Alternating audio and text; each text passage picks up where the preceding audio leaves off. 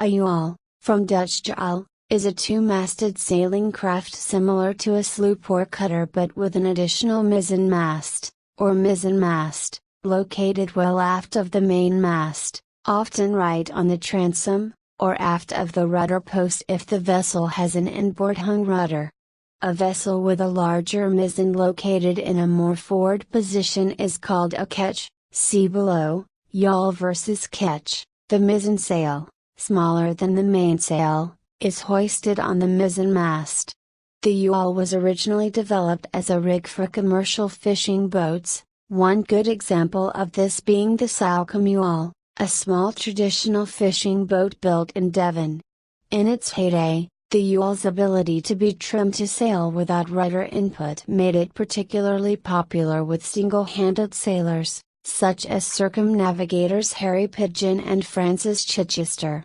Modern self-steering and navigation aids have made this less important, and the yawl has generally fallen out of favor. In the 1950s and 1960s, ocean racing yawls were developed to take advantage of a handicapping rule that did not penalize them for flying a mizzen staysail, which on long ocean races, often downwind, were a great advantage. A good example of this was Olin Stevens' Finister. History. The seminal American yacht designer of the first half of the 20th century, Francis Freshoff, reflected this traditional definition of a yawl as a ship's boat resembling the pinnace set up to be primarily rowed. To add a sailing rig to a rowboat, the masts must not interfere with the rowers. The mainmast is placed well forward and the mizzen as far back as possible. The mizzen has to be small in size to keep the sail area balanced around the hull's center of lateral resistance to ensure the boat will sail in a straight line without excessive correction. A review of the L. Francis Freshoff collection would seem to indicate that he had no objection to the forward versus aft mizzenmast of the rudder post definition, since he consistently used it in his own work. Yawl versus ketch. Both the yawl and the ketch have two masts, with the main mast foremost.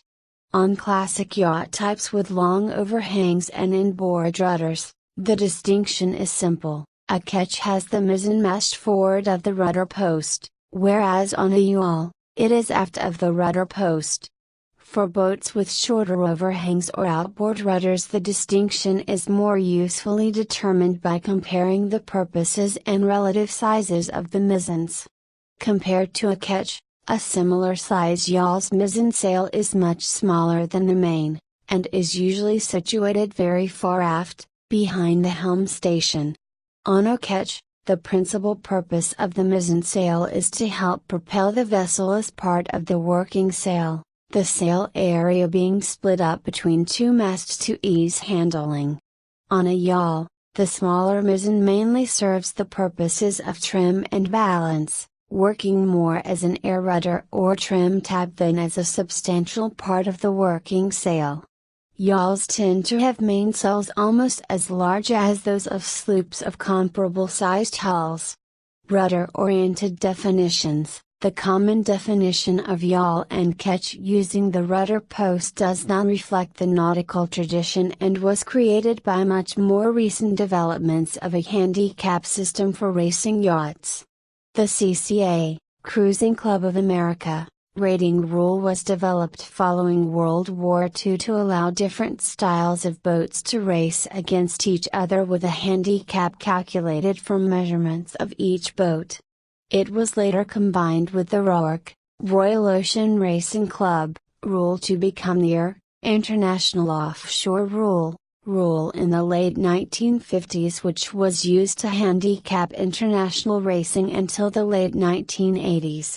The CCA and the following rules used the rudder post definitions of ketch and yawl, so they had a cut and dried definition for measuring sail so boats could be handicapped, with boats fulfilling their new and arbitrary definition of yawl and ketch receiving slightly different handicaps. Canoe yawls have a pointed stern similar to a canoe. Rudders were usually placed on the back of the boat, which allows the rudder to be raised to allow the boat to be landed on a beach.